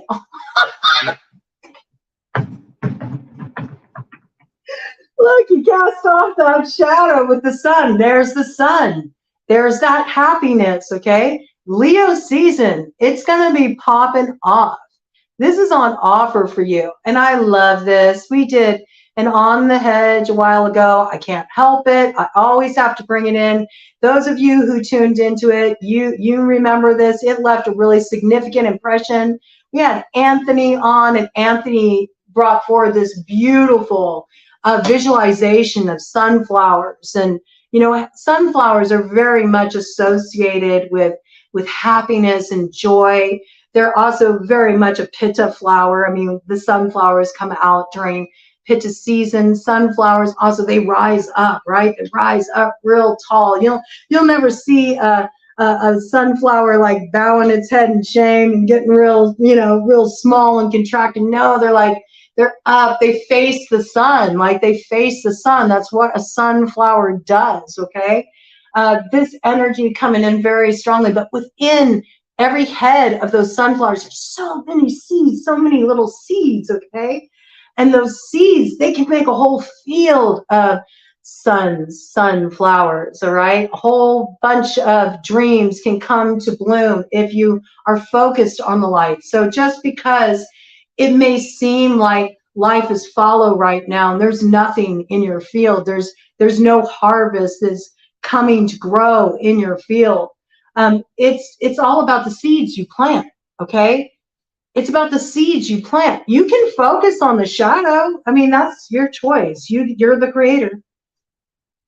You're the creator. You can create whatever you want in your life. You can continue to focus on problems. You can continue to blame people. You can continue to complain. You can continue to ask that, you just get handed out what you need. Life doesn't work like that. Life helps those who help themselves. You have to be an active participant in this game called life, all right, in order to get any benefit, all right? So this is about you being mindful of how you plant those seeds, because those seeds can grow into your field of dreams. And where you may have been feeling like really old and heavy and just like life was just dragging you down and everything felt uncertain and shrouded in this veil of illusion and confusion, you're going to hop on that horse. Horse medicine is all about power. It's about movement forward, okay? You're going to reclaim that sense of wonder you felt as a kid. You're going to feel like life is brand new. You didn't realize you had the ability to imagine this into being. I mean, if you're not familiar with alchemy, if you're not familiar with visioning, that's a good place to start. Do you remember when you were a kid, you'd play imagination, you'd have imaginary friends, you'd build an imaginary scenario, the floor could become lava if you wanted it to be. So this is about bringing back a little bit of that spirit into your life when you could look up at the clouds and you saw stories in the clouds and all kinds of characters floating on by. It's about embracing your life and embracing the world in this way, again, from a place of more simplicity, appreciating the simple things, right? But you got this happiness on offer. It wants to come in for you. The sun is success. The sun is happiness. It's the happiest card in the tarot, okay? And look, we see this 8 weeks from now.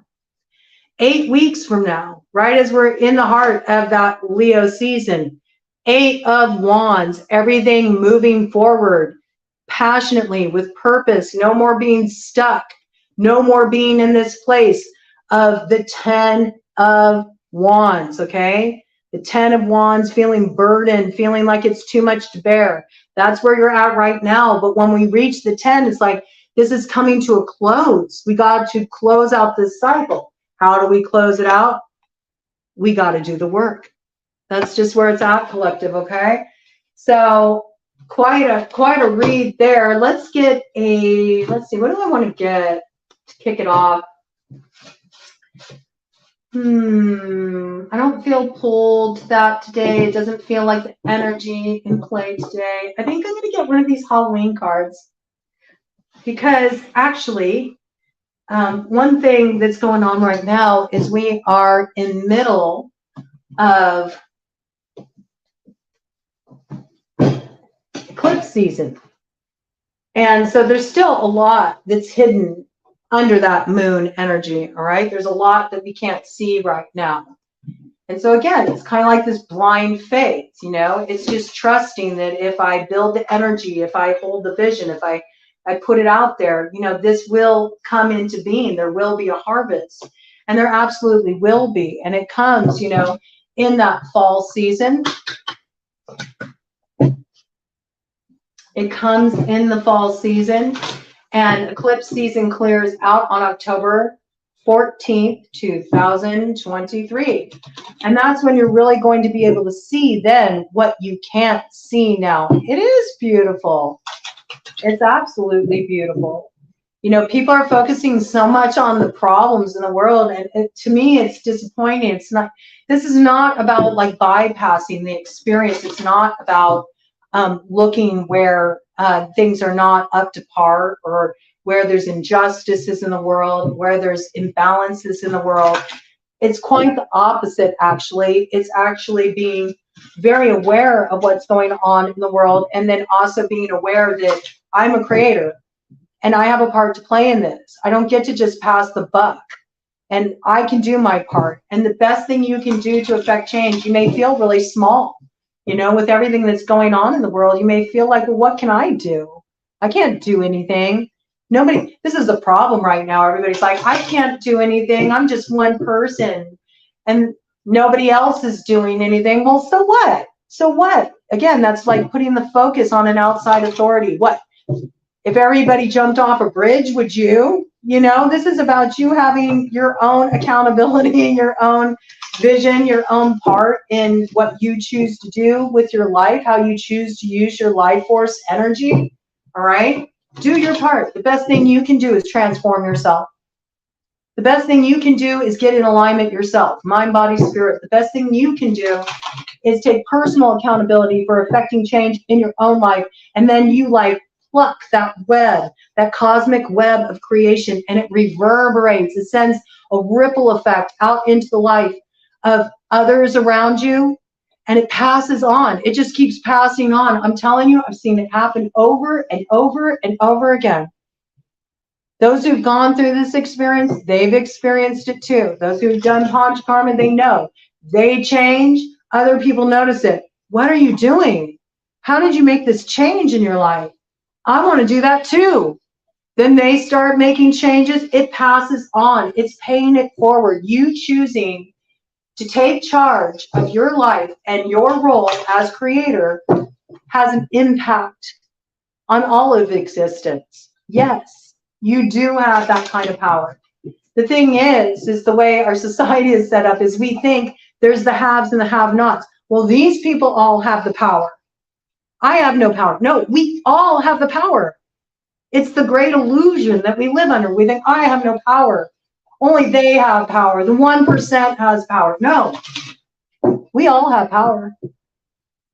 We just are failing to take, you know, accountability for it and exercise that power. So that's something to think about, okay? Bottom of the deck energy, mummy, change, all right? A change is coming, like it or not. You can get on board or you can be left behind.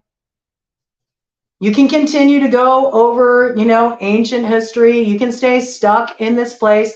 A lot of you actually right now in the collective are freeing yourselves from generational trauma. You are freeing yourself from generational curses, you know, things that have been played out in your bloodline for ages, okay? Stuff that has held back your bloodline for ages. We're doing a lot of this healing work collectively right now. Get to know your ancestors, get to know about their struggles, get to know about the ways that they were oppressed or the ways that they were the oppressors. Like, this energy is very front and center. This is where the karmic work is to be done.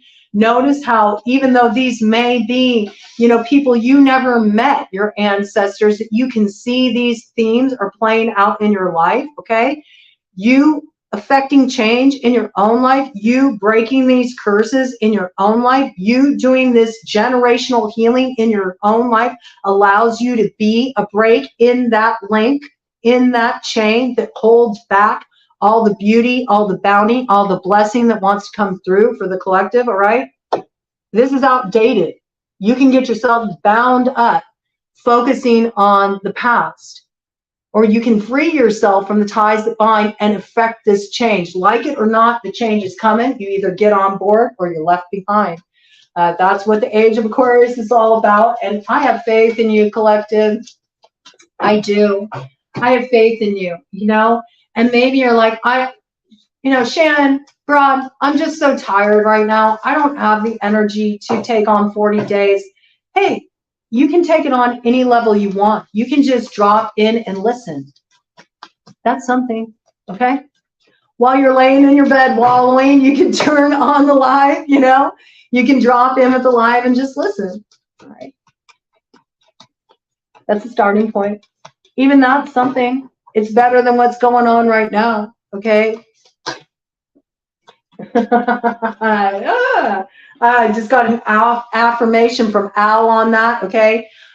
We all love this here at BroadCoven when we go through Panchakarma, and as I've gone through Panchakarma as an Ayurvedic practitioner, actually, holding the physical space for that, doing the body work with, clients I worked with, helping to support them on this journey, there's always an animal totem that comes in as sort of guiding the experience. And here it is, it showed up, all right? We got owl, wise seeing, wise action, all right? What does the owl do? The owl is able to see in the dark. The owl is able to illuminate what's in the dark. The owl is also about recapturing the magic, okay? And I have to bring it in because I have Comanche ancestry, and in my particular ancestry, owl is considered, bad juju, all right? But what's interesting is there's one type of owl that was utilized by the Comanche when they went into battle, and that is the feathers of the great horned owl. Which they would put on their shields and they would wear on their arms for protection, and also to be able to see in the dark, to be able to see things clearly, to just like grok a little bit of that potency and that power, right? So this is about activating that part of you, right? To don't be so afraid to look in the dark, to be aware of the shadow aspects of yourself that have held you back. We are in the Scorpio South Node, which is all about us collectively sloughing off the shadow and stepping into the light. We can't step into the light though until we, shed that shadow. It's interesting. Lady de los Muertos, acceptance and equality. Okay, I love this. It's about honoring the deaths that take place in our lives. It's about coming to a place of acceptance with what needs to be released, not resisting it, not putting our heads in the sand, okay? And this is what brings that equalizing energy. This is what balances those scales when we move out of that Scorpio South Node into the Libra South Node. And look at that. And from there, this is so great. From there, look at this. We got the witch, okay? The witch, the earthly weaver of the worlds. That's what you are. You are the earthly weaver of the worlds. You have the ability to create something different. You have the ability to create a better way. And if you focus your energy in the right way, look at that. When we got that North Node of Destiny, Aries coming in with midnight here, the most magical hour of all. You'll see it all come into alignment. Cut of the deck energy here to close this out.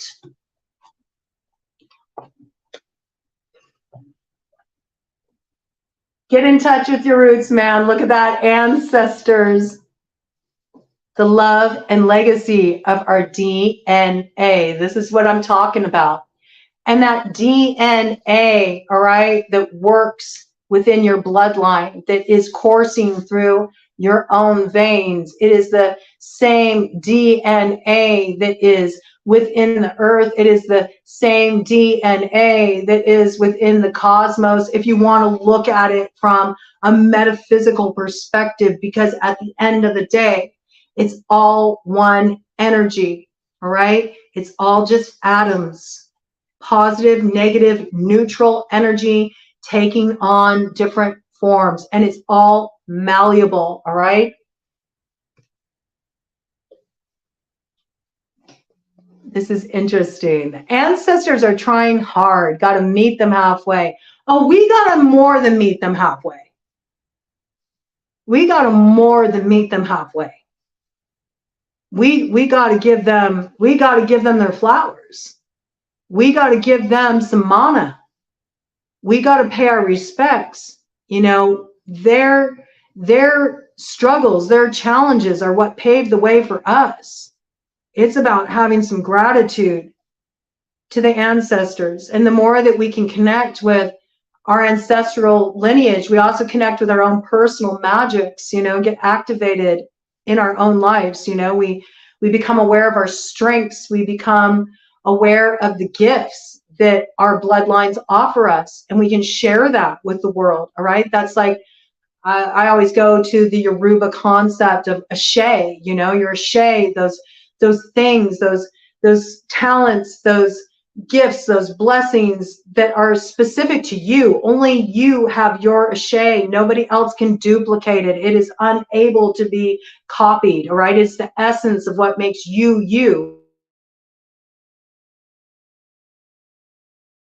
Share it and express it, because that's the blessing and the birthright of your ancestors.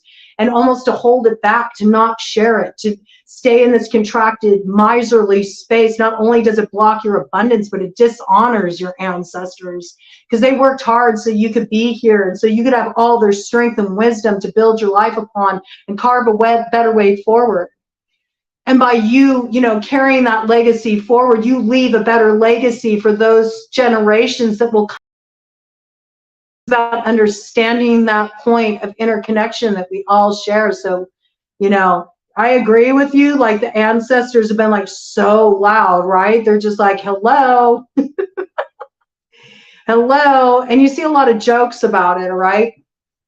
You see a lot of memes going around joking about the ancestral piece, but I don't think what people get is that there's like so much wisdom that is passed on through the bloodline, that you can understand yourself so much better if you really understand where you came from.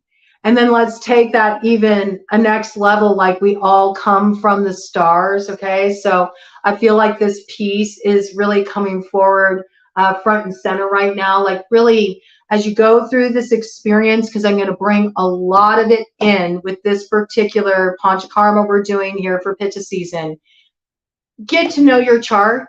Get to know your natal chart. It's going to help you understand a lot about yourself, who you are. Look at your natal chart to get a clear vision of your, you know, makeup, all right, your roots.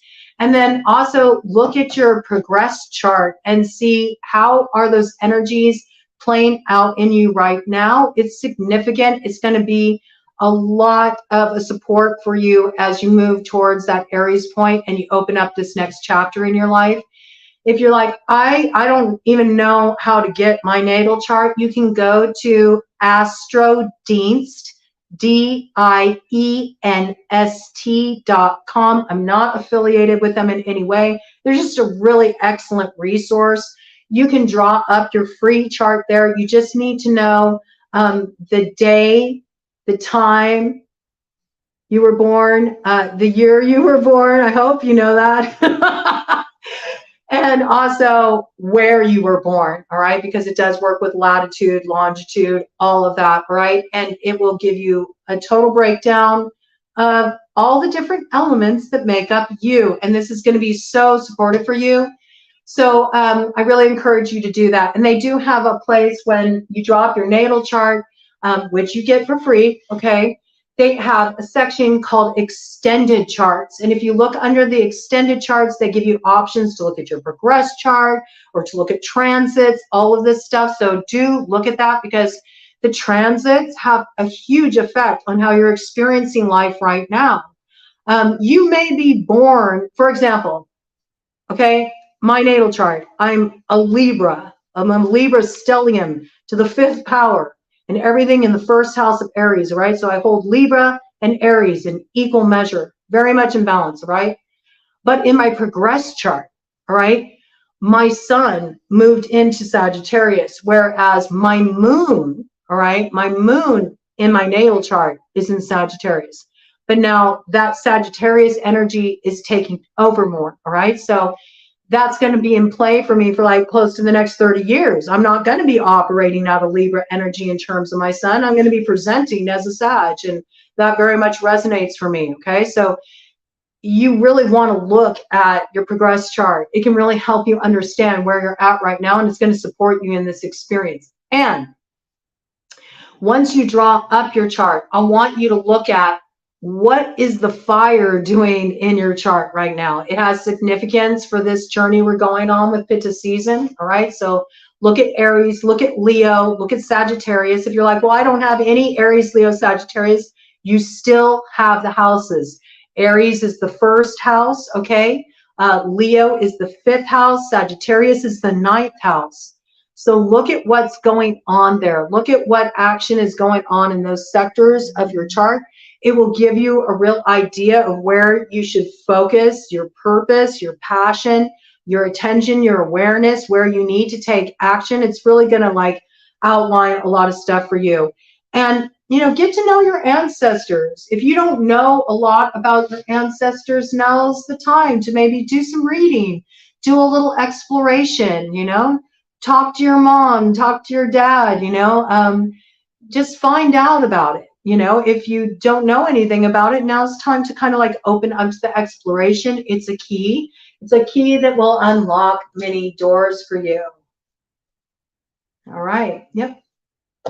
Because this is what we're rising up out of, the underworld, where all things pause and begin again. Okay. We're in this pausing point right now before the activation, because we're all in the Scorpio South Node, okay? We haven't come into the Libra South Node yet. That's happening in July. I think it's July 18th, all right? I'll clarify that in the comments if I'm incorrect about that, but I think it's July 18th that the nodes line up, okay, into that Alpha Omega point. But right now, we're still here, okay? We're getting some wisdom from our time in the dark. We're getting in touch with our intuition. We're getting in touch with our subconscious influences. We're doing that deep dive so we can balance out some karma, so we can integrate some old shadows, so we can heal. And then we'll be ready to rise up into that Taurus North Node as personified by the Empress, where we can birth that new beginning with the changing of the guards when Aries comes in to crown the collective, all right?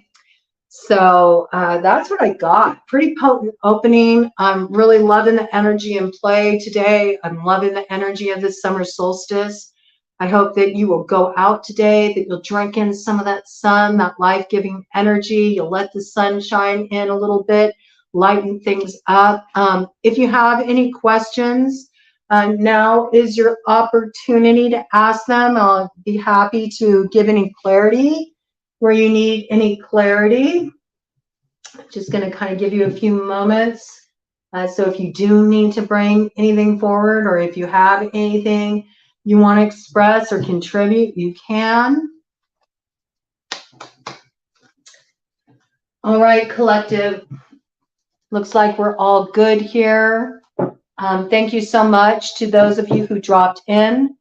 I will be back again with a live on Saturday. We're going to do this every week that we're going through this experience. I'll drop in right around 11 a.m. Eastern Standard Time, 8 a.m. Pacific Standard Time, Wednesdays and Saturdays. So, right? Wednesdays will be like an opening to the week where we really look at, you know, what's going on with the week ahead. What are we focusing on? We'll get a read to kind of align us, help us see where things are at so we can really, you know, hone our focus. And then on Saturday, it'll be kind of like processing what we learned, what came up, and something to sort of sit and ruminate with over the weekend, all right, as we have that little space between our next live. And both of them will occur right around that time. I might have a few minutes, you know, leeway, give or take. Depending on what goes on with Ted, you know, my trusty sidekick here. He is my fetch, and he joins me on all of these lives. And he's here holding space right now. He's a little tired. He had to get up early for this. He's used to sleeping in a bit longer, but he's a good boy. So yeah, sometimes he needs a little extra tending too. So might be like a little 15 minutes behind, 15 minutes before, but just know it'll be that general window, right? I don't like to get too stuck, stagnant in like a box, okay? So I like to have a little bit of free flow to work with the energy as it presents itself. It is Astro Dienst, okay? DIENST.com. And what I'll do is on the YouTube video, I will put a link in the comments, okay, that will lead you to Astro Dienst so you can get that chart together, all right? I'll do that as soon as I get off here and I can access it. But yes, enter your information. You'll just want to go for a natal chart. It'll give you the option. All right. You got to make an account. All right. That's the only thing you'll have to do. You know, sign up. It's free. Log in, and then you can set up your own little like astro profile where you'll have your natal chart. And from there, they have options for extended charts you can draw up, and you can really like get to know yourself. Just go ahead and use the web version, because they have, even for the natal chart, they have different choices you can make. Just go with their web version that's there. They'll keep it, you know, easiest to understand for you as you're just starting out in the exploration of this. But yeah, it's a tool. It's a resource. It'll really serve you well, you know, and support you in this process. So, all right, y'all.